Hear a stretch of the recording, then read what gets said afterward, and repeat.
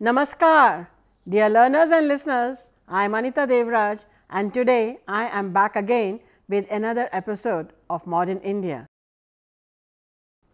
All of us at some point in our lives have to be loyal to our country.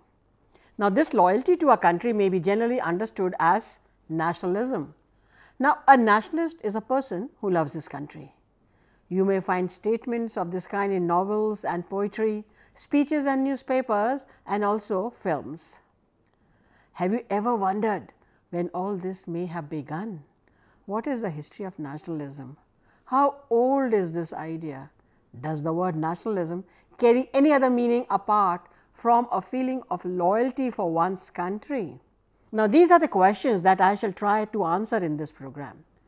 Trace the history of idea of nationalism also, and explain the reasons for the rise of nationalism in Europe. Relate the growth of nationalism in India with the struggle against British colonialism, and trace the emergence of ideas of nationalism in the field of culture in India, and explain how nationalism was expressed in economic terms. Now, before we really start off, let me talk about the origin and meaning of the word nationalism. It may surprise you to learn that the history of this idea is not more than 200 years old. Nationalism, in the sense in which we use it today, did not exist in India before the 19th century. It may also surprise you to learn that the roots of this idea do not lie in the Indian history, but in the history of modern Europe. In fact, it is possible to talk of Indian nationalism as distinctly different from its European counterpart. In order to know this difference, it is important to have an idea of the circumstances under which nationalism took roots in Europe. In Europe, the development of nationalism was a result of the fundamental changes that were taking place in society and economy around the 18th century. The beginning of the Industrial Revolution produced goods and materials and created wealth at an unprecedented means which have never been seen before. This led to the need for the creation of a unified and large market where these goods could be sold. The creation of a large market led to a political integration of villages, districts, and provinces into a larger state. In this large and complex market, different people were required to perform different roles for which they needed to be trained in different skills. But above all, they needed to communicate with each other. This created the need for uniform educational centers with focus on one language. In the pre-modern times, majority of the people learnt language and other skills in their local environments, which differed from each other. But now, because of the new changes brought about by modern economy, a uniform system of training and schooling came into being. Thus, modern English language in England, French in France, and German in Germany became the dominant language in those countries. Uniformity in communication systems resulted in the creation of a national culture and reinforced national boundaries. People living within those boundaries began to associate themselves with it. Culturally, they also began to perceive themselves as one people and as members of one large community. That is, Englishmen began to identify with each other and with the geographical boundaries of England. Similarly, it happened to German and French people also. This was the beginning of the idea of nationalism. Now, let us try and understand this a little differently. Nationalism was the result of the emergence of nations and nation states, large, culturally homogeneous territories with a uniform political system within. In Europe, did not always exist. The early societies were simpler forms of human organizations, and without an elaborate division of labor could easily manage their affairs without a state as a central authority came into being after the beginning of organized agriculture.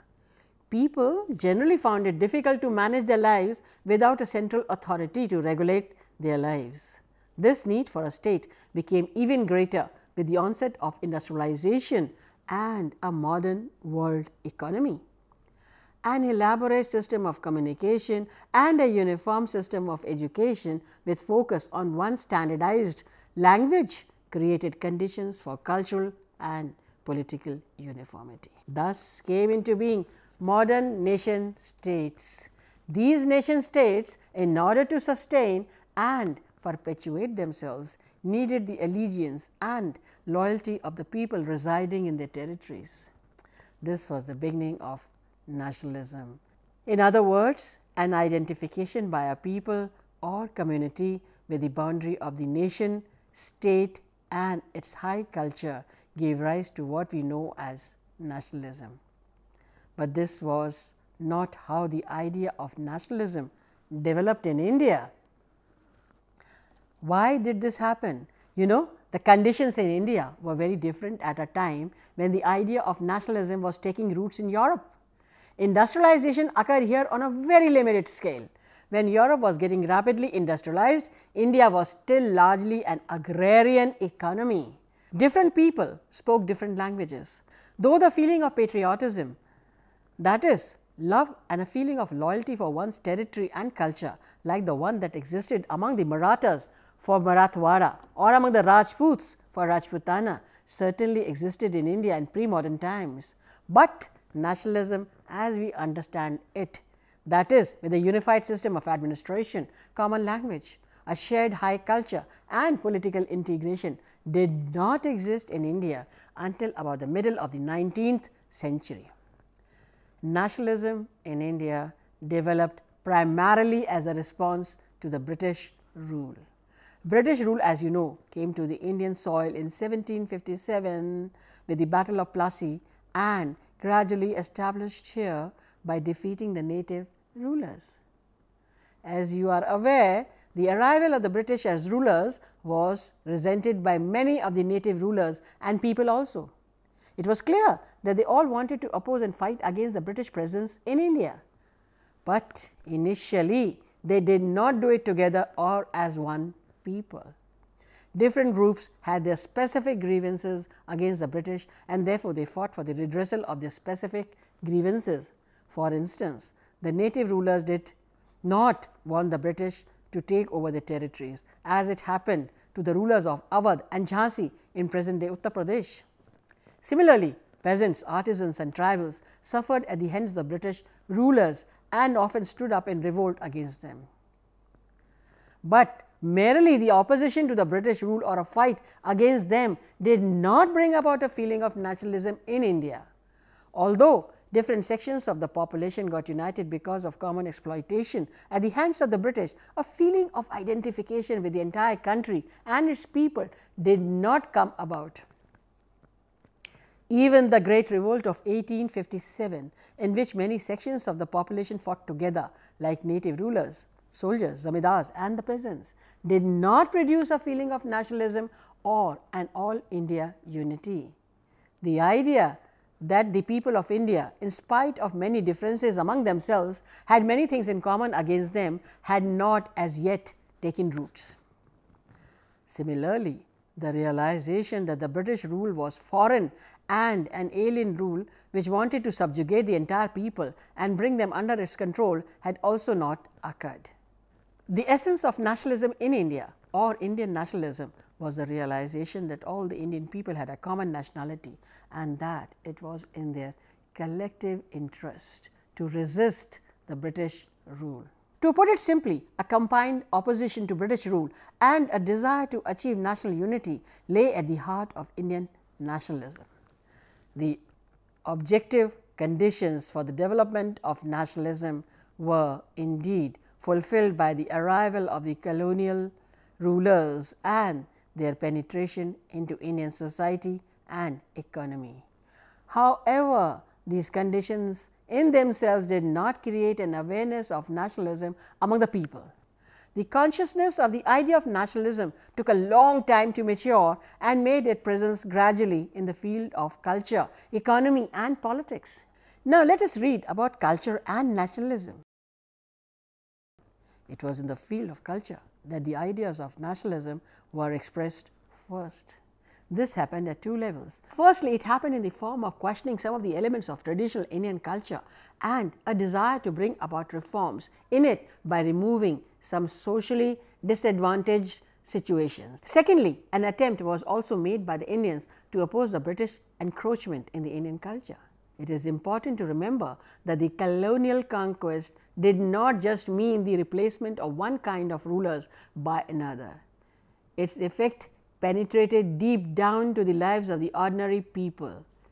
In a variety of ways, through the efforts of British rulers and their agents, the culture of then colonial rulers began to spread among the Indian people. This spread of colonial culture and language produced two responses among the Indian elites, that is, the socially privileged people belonging to a high culture and the upper strata of the society. Some of them began to compare the traditional Indian society and culture with the one that existed in modern England. They thus questioned some of the elements of the Indian culture. For instance, social reformers like Raja Ram Mohan Roy and Ishwar Chandra Vidyasagar worked hard for the eradication of some of the social evils that were a part of the Indian society. In particular, Raja Ram Mohan Roy attacked the practice of sati, that is, burning of the widow along with the husband on his death, and Vidyasagar advocated remarriage of widows. Leaders like Jyotiba Phule initiated anti-caste movements in Maharashtra. They also made an appeal to the colonial rulers to intervene in the Indian society and bring about reforms, although they did not believe that the European culture was superior to Indian culture. They did represent a modernizing force which could help in the development of the Indian society along modern and rational lines. At another level, however, the Indian leaders tried to defend and protect Indian culture against what they thought was an encroachment of the colonial culture into the lives of the Indian people. When attempts were made in the 1850s to impose a European dress and other practices on the Indian people, it was resisted by them. Interestingly, this was also true of those social reformers who admired the British rule and hoped that the colonial rule would, through legislation and other means, introduce modernity in India. Thus, Keshav Chandra Sen, a prominent 19th century reformer and a leader of the Brahmo Samaj, which was formed by Raja Ram Mohan Roy in 1828, did not like to wear English dress or eat English food. Similarly, Ishwar Chandra Vidyasagar refused to go to a function hosted by the Lieutenant Governor because he was required to wear European dress. In this approach, cultural rights and practices of the people were seen as very important, and the colonial rule was defied on the ground that it was trying to impinge upon them. The two approaches mentioned above may seem to you different and also in conflict with each other. The former approach of questioning the evils of the traditional Indian culture may look different from the later approach of resisting any attempt on the part of the colonial rulers to either appropriate or try to change the local Indian culture. It may appear to you that the first approach invited British intervention in the Indian society, whereas the second approach opposed it. But it is very important to remember that as components of Indian nationalism, both the approaches complemented each other. Now, the idea of cultural nationalism as it developed in the 19th century was based on a firm rejection of some of the negative features of the traditional Indian culture by or its integration into the culture of the colonial rulers. In other words, the 19th century social reformers wanted the Indian culture to become truly modern, but they did not want it to become totally Western.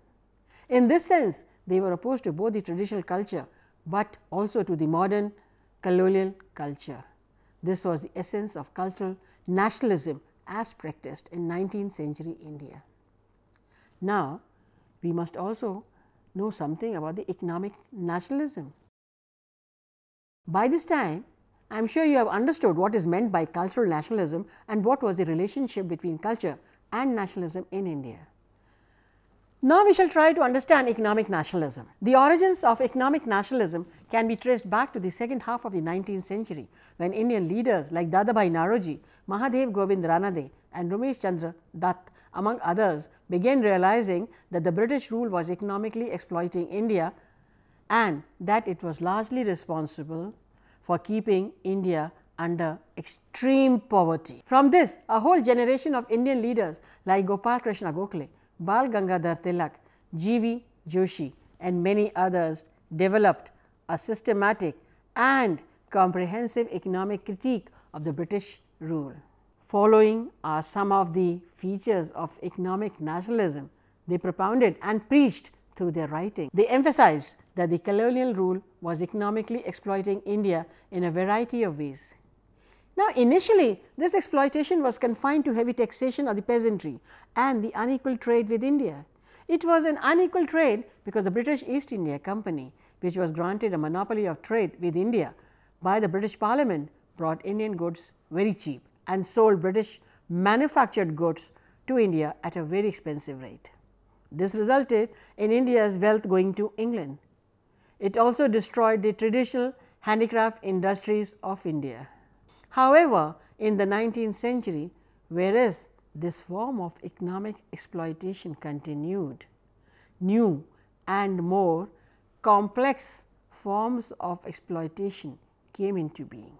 Now, the colonial rulers exploited India as a supplier of raw material for their industries and a market where the goods produced in the British industries could be sold. India was made to cultivate those raw materials like cotton or jute which were required by British industries. The impact of this was that India's wealth, which could have been utilized for India's industrialization and economic development, was utilized instead for Britain's economic development.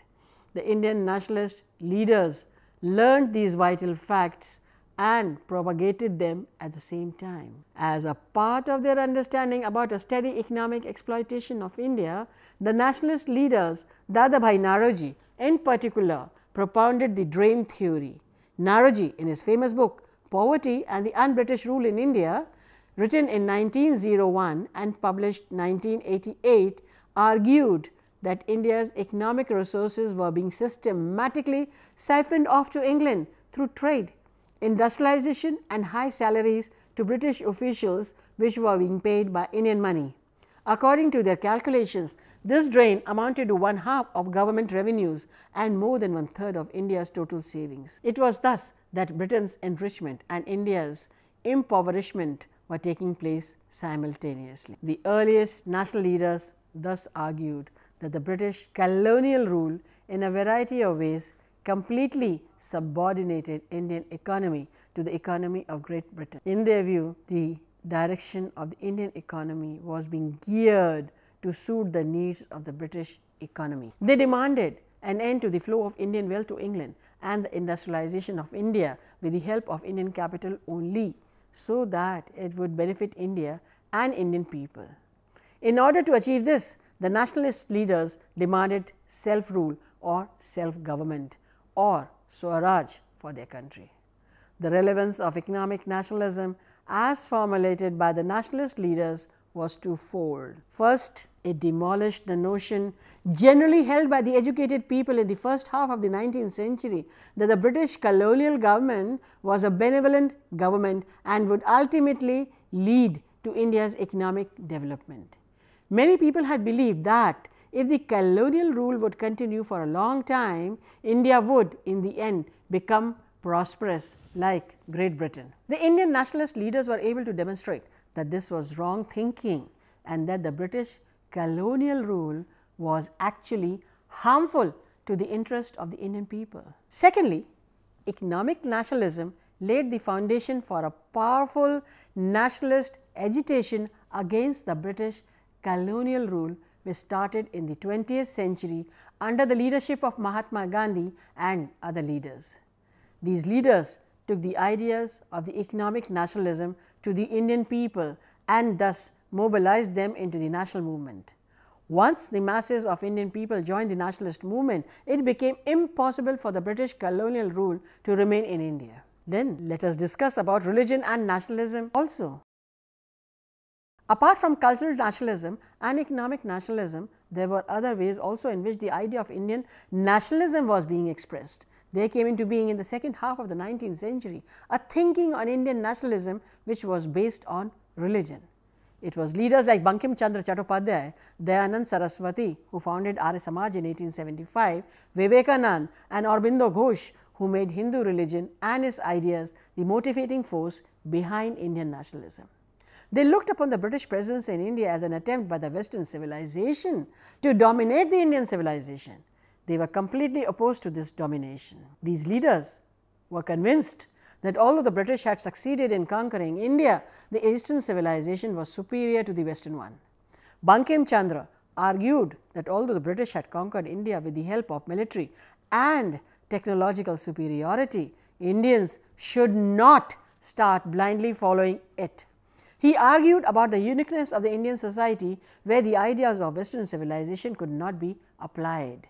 These leaders understood the Western civilization to be based on the idea of individualism rather than spirituality, and found them to be completely unsuitable for India. Vivekanand believed that the Western ideas had to be remodeled according to the Indian situation. He said, in Europe, political ideas form the national unity. In Asia, religious ideas form the national unit.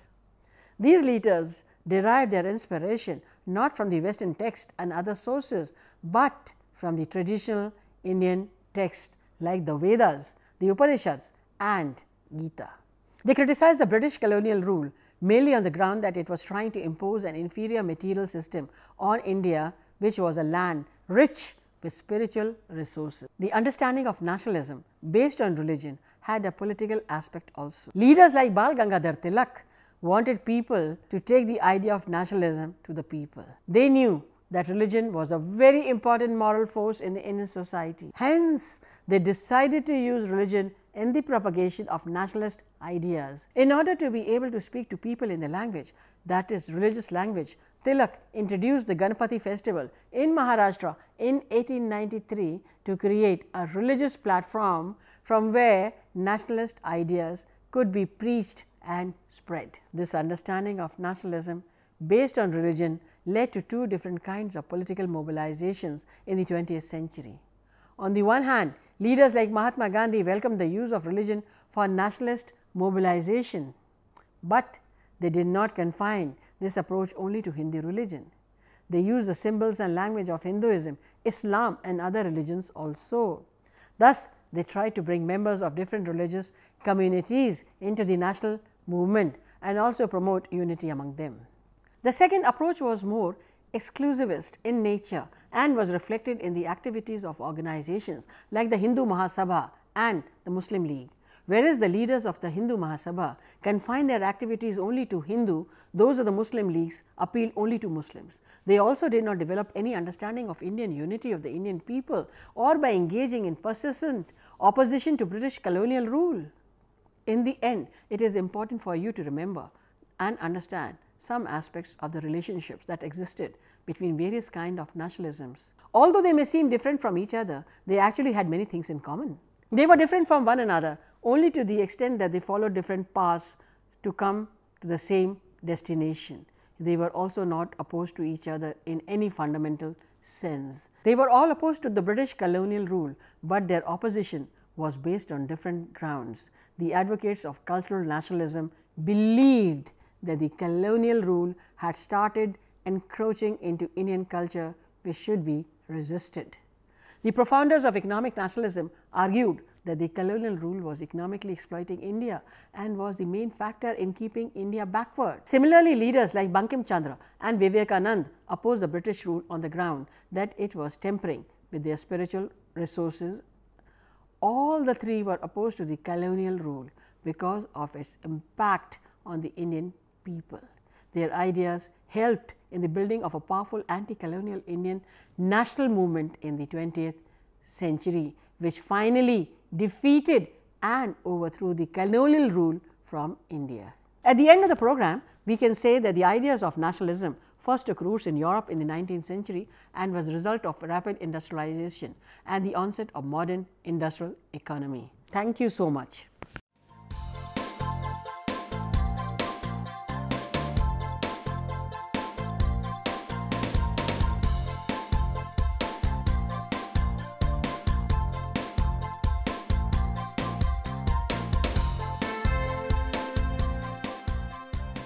घर बैठे पाएं राष्ट्रीय मुक्त विद्यालय शिक्षा संस्थान यानी NIOS में एडमिशन, वो भी एकदम आसान तरीके से, जिससे शिक्षार्थियों को होगी समय और धन दोनों की बचत। NIOS से शिक्षा कभी भी कहीं भी। शिक्षार्थियों, क्या आप जानते हैं NIOS में एडमिशन लेने का सरल और सुगम तरीका, जिससे शिक्षार्थियों को ऑनलाइन प्रवेश लेने में सहूलियत मिलती है। NIOS में प्रवेश की प्रक्रिया पूर्णतया ऑनलाइन है। शिक्षार्थी घर बैठे इंटरनेट द्वारा प्रवेश के लिए सबसे पहले NIOS की वेबसाइट www.nios.ac.in पर लॉगिन करें। अपना ईमेल आईडी और पासवर्ड डालकर अपना पंजीकरण करें। पंजीकरण के बाद लॉगिन करने पर ऑनलाइन प्रवेश हेतु आवेदन पत्र खुलेगा। आवेदन पत्र को निर्देशानुसार भरें और प्रिंट आउट लें। इस प्रिंट आउट पर अपनी फोटो संलग्न करें।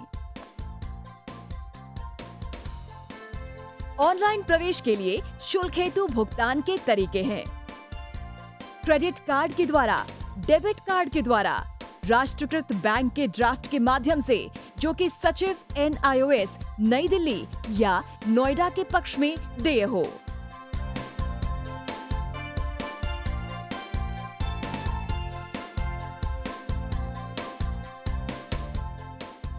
भरे हुए आवेदन पत्र के साथ साथ डिमांड ड्राफ्ट और संलग्न किए जाने वाले दस्तावेज हैं जन्म रजिस्ट्रार के जिला कार्यालय से जारी जन्म प्रमाण पत्र की सत्यापित प्रति, जिसमें जन्म तिथि अंकित हो, पिछले विद्यालय से प्राप्त विद्यालय छोड़ने का प्रमाण पत्र जिसमें आवेदक की जन्म तिथि लिखी हो। प्रवेश फॉर्म का प्रिंट आउट NIOS के संबद्ध क्षेत्रीय केंद्रों पर 10 दिनों में पहुंच जाना चाहिए, अन्यथा उचित दस्तावेज न लगे होने पर आवेदन फॉर्म रद्द किया जा सकता है। प्रवेश प्रक्रिया की पुष्टि होने के बाद शिक्षार्थियों को परिचय पत्र व अध्ययन सामग्री डाक द्वारा तुरंत पहुंचाई जाती है। ऑनलाइन प्रवेश एक बहुत ही सुगम और सुविधाजनक प्रवेश प्रणाली है। Online on time for safe and secure admission.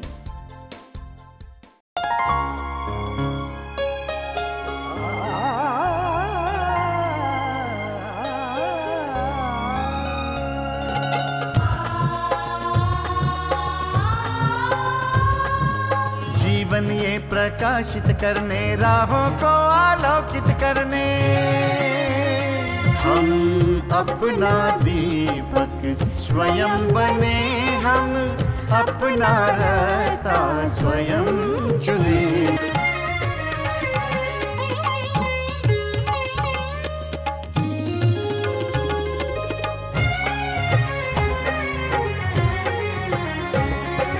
धन साधन समय की सीमा से विद्यालय जो मुक्त हो, धन साधन समय की सीमा से विद्यालय जो मुक्त हो। कभी पढ़े हम कहीं पढ़े, वे विषय के